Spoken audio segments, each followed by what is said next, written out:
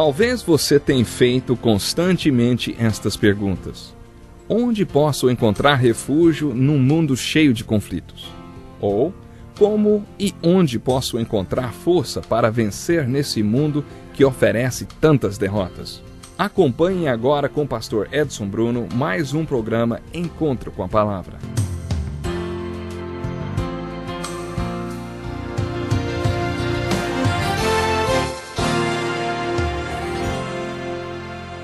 Seja muito bem-vindo a mais um Encontro com a Palavra. Se você tem acompanhado o nosso programa há algum tempo, ou mesmo que esta seja a primeira vez que você nos ouve, quero dizer que é um prazer contar com a sua atenção. Esse programa faz parte de um estudo de toda a Bíblia, do Gênesis ao Apocalipse, e através dele já chegamos ao livro de Atos.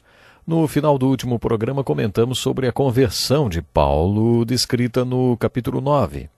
Converter-se significa ser virado de cabeça para baixo. É, isso mesmo. Quando Paulo de Tarso se converteu na estrada de Damasco, sua vida deu uma reviravolta. Entre outras coisas, o seu nome foi mudado. Saulo significa o poderoso ou o grande.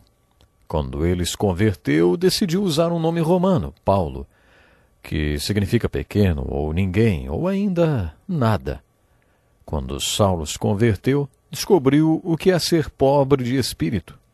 Faz 40 anos que pastoreio igrejas sem bandeiras denominacionais. Quando meu filho mais velho era pequeno, ele estava brincando no quintal com alguns amigos enquanto eu estava estudando dentro de casa. Estava calor e a janela estava aberta. Um dos seus colegas disse ao meu filho: "Minha mãe pediu para eu perguntar uma coisa. Quem vai a uma igreja batista é batista. Quem vai a uma igreja católica é católico. Mas quem vai à igreja do seu pai é o quê, hein?" Fiquei ouvindo para saber como meu filho se sairia daquela pergunta. Ele respondeu: "Se você for à igreja do meu pai, você não vai ser nada." Na Bíblia, experiências de homens como Paulo sempre relatam a conclusão a que eles chegavam: Deus é tudo e eu sou nada. Eles buscam palavras para descrever a majestade de Deus, mas não encontram palavras para expressar sua natureza pecaminosa e insignificante. Antes de se converter, o apóstolo Paulo era um grande homem, ele era alguém. Depois que se converteu, ele se tornou ninguém. Isso se chama humildade. Bem-aventurados os pobres de espírito, e é um dos frutos da conversão. Antes, Paulo era um homem orgulhoso, isso mesmo, mas quando ele se converteu, tornou-se um homem humilde. À medida em que aprofundamos nosso conhecimento sobre este homem, descobrimos centenas de mudanças resultantes de sua experiência na estrada de Damasco e do seu Pentecostes pessoal. Estamos estudando os padrões do Pentecostes no livro de Atos. Um deles é o Pentecostes pessoal. Por causa do Pentecostes relatado em Atos, capítulo 2, no dia do Pentecostes, muitos outros Pentecostes aconteceram, como este Pentecostes pessoal de Saulo de Tarso. Essa é uma boa notícia para você. Você pode ter o seu Pentecostes pessoal hoje. Isso é possível para mim e para você, o que não quer dizer que todos teremos uma experiência como a de Saulo de Tarso. Pode ser que aconteça o contrário. Se você tiver o seu Pentecostes pessoal e eu tiver o meu, nós teremos cada um uma experiência conforme o que Deus quer. Mas uma será diferente da outra, será única. Tanto no Velho como no Novo Testamento, homens e mulheres de Deus têm seus Pentecostes pessoais. Antes do capítulo 2 de Atos, já tinha acontecido Pentecostes pessoais no Velho Testamento e continuou acontecendo no Novo Testamento depois do capítulo 2 de Atos. O que conta nessas experiências e Pentecostes pessoais não são os detalhes. Eles variam muito. O que é realmente importante é o resultado destas experiências. Preste atenção. Os detalhes variam muito. Jacó lutou com o anjo durante uma noite inteira. Jó conversou com Deus num redemoinho. O apóstolo Paulo viu uma luz tão forte que o derrubou no chão. Isaías estava adorando no templo quando houve um terremoto e o templo se partiu inteiro e ele viu o rei acima do altar. Como resultado, Isaías se tornou um profeta missionário. E por aí vai, os exemplos são incontáveis. A primeira conclusão a que chegamos depois de atentarmos para estes exemplos é que a Bíblia ensina sobre experiência. Fico impressionado com pessoas que, quando ouvem sobre uma experiência, dizem: "Ah, isso é subjetivo." Elas torcem o nariz para qualquer coisa que seja subjetiva. Acredito na subjetividade das experiências cristãs. O importante destas experiências é o resultado, não os detalhes. Jesus disse que Deus é espírito e que aqueles que o adoram em verdade devem fazê-lo numa dimensão espiritual. Isso é subjetivo e é uma experiência subjetiva.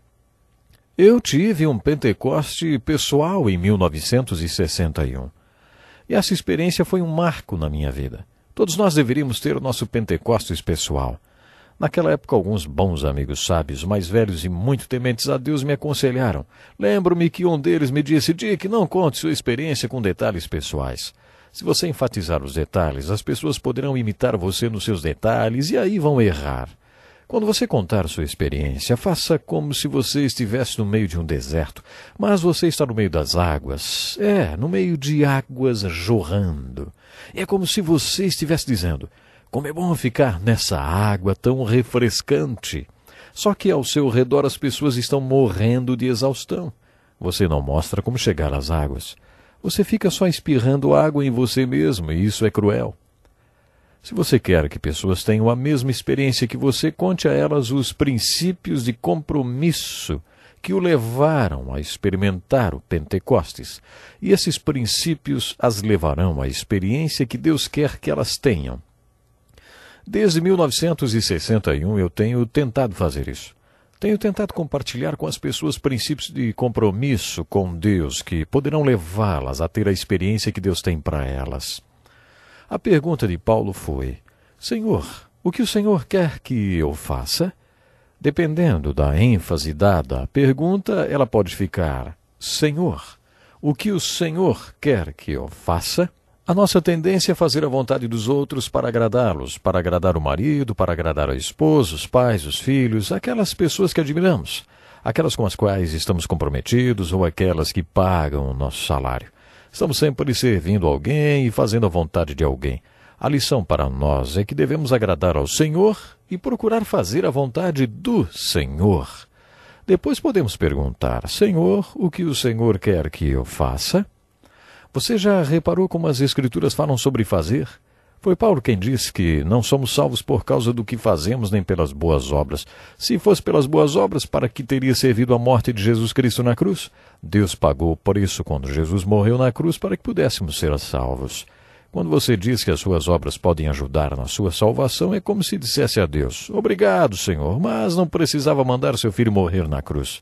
Eu poderia ter resolvido sozinho com as minhas boas obras. Isso não quer dizer que não há nada a fazer. As Escrituras falam muito sobre fazer e fazer boas obras, não para ser salvo, mas justamente porque você é salvo. Isso é o porquê de você fazer algo. Há muito o que fazer quando você faz de Jesus o seu Senhor. A ênfase dessa pergunta pode também estar em outra palavra: Senhor, o que o Senhor quer que eu faça? Você se lembra quando Pedro estava todo cheio de si, dizendo que ele morreria por Jesus? Aí então Jesus falou sobre o modo como ele morreria. Imagino Jesus passando o braço nos ombros de Pedro e dizendo: Pedro, você terá a alegria de ser crucificado por minha causa. E sabe de mais uma coisa? De cabeça para baixo. Pedro, então, seguindo seu impulso puramente humano, perguntou: Senhor, e quanto a ele? Referindo-se a João. Você está lembrado que João era sócio de Pedro num negócio de pescaria? Aí Jesus respondeu: se eu quiser que ele permaneça vivo até que eu volte, o que lhe importa? Em outras palavras, Jesus estava dizendo: não é da sua conta, Pedro, você me segue. A ênfase é: Senhor, o que o Senhor quer que eu faça? Essa deve ser a pergunta de todos nós. Podemos também dar outra ênfase a essa pergunta. Por exemplo: Senhor, o que o Senhor quer que eu faça? O apóstolo Paulo acreditava na boa, agradável e perfeita vontade de Deus para todos os que creem. Deus tem um plano para todo aquele que crê e busca em Jesus a salvação. Em Efésios capítulo 2, versículos 8 e 9, Paulo declara: somos criação de Deus realizada em Cristo Jesus para fazermos boas obras, as quais Deus preparou antes para nós as praticarmos. Por isso todos devem perguntar: Senhor, o que o Senhor quer que eu faça? Como resultado de sua conversão, o apóstolo Paulo mostrou a guinada que sua vida deu. Paulo relata no livro de Atos sua experiência e enfatiza os resultados dela. Ele fez isso na carta aos Filipenses, principalmente. Preste atenção nessa passagem de Filipenses, capítulo 3. Mas o que para mim era lucro, passei a considerar como perda por causa de Cristo. Mais que isso, considero tudo como perda, comparado com a suprema grandeza do conhecimento de Jesus Cristo, meu Senhor, por quem perdi todas as coisas. Eu as considero como esterco para poder ganhar Cristo e ser encontrado nele, não tendo a minha própria justiça que procede da lei, mas a que vem mediante a fé em Cristo. Ainda se referindo à transformação que houve em sua vida a partir da sua experiência na estrada de Damasco, Paulo disse: esquecendo-me das coisas que ficaram para trás e avançando para as que estão adiante, prossigo para o alvo, a fim de ganhar o prêmio do chamado celestial de Deus em Cristo Jesus. Paulo usa uma figura de linguagem de competição. Aparentemente ele estava familiarizado com esportes. Nos tempos de Paulo eram comuns as lutas e competições. Um lutador tinha que derrubar o seu oponente. Você já lutou alguma vez? Dá para imaginar o que é ser derrubado numa luta, não dá? Na estrada de Damasco, Paulo sentiu-se assim, derrubado por Jesus Cristo. Jesus levou Paulo ao chão e desde então sua obsessão foi cumprir o propósito para o qual tinha sido chamado daquela maneira. Esse foi um dos resultados da conversão do apóstolo Paulo, sua obsessão em saber o que o Senhor Jesus queria que ele fizesse. Na segunda metade do capítulo 9, a Bíblia cita um discípulo chamado Ananias, que foi enviado para batizar Saulo de Tarso. Quando o Senhor comissionou Ananias para batizar Saulo de Tarso, ele questionou por que Saulo de Tarso estava prendendo os cristãos para os matar. Para convencer Ananias, Deus lhe revelou quais eram seus planos para a vida de Saulo. Vá! Este homem é meu instrumento escolhido para levar o meu nome perante os gentios e seus reis e perante o povo de Israel. Mostrarei a ele o quanto deve sofrer pelo meu nome. Deus revelou quais eram seus planos para Saulo.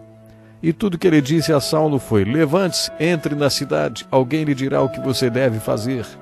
A história da conversão de Saulo de Tarso é uma das mais empolgantes de toda a Bíblia. O mais importante é saber que no meio de tamanha reviravolta em sua vida ele perguntou: Senhor, o que o Senhor quer que eu faça? Você já fez essa pergunta para Jesus Cristo? Se não perguntou, faça ainda hoje. Jesus tem um caminho lindo preparado para você. Até o próximo programa. Que lição importantíssima. Obrigado, pastor Edson Bruno. Prezado ouvinte, coloque em prática o que você ouviu aqui. Sem dúvida, sua vida será grandemente abençoada. Este é um estudo escrito pelo Dr. Dick Woodward, na voz do pastor Edson Bruno. Escreva-nos e solicite o material. Nosso endereço é Encontro com a Palavra, Caixa Postal 2011, CEP 89201-970, Joinville, Santa Catarina. Até o nosso próximo Encontro com a Palavra.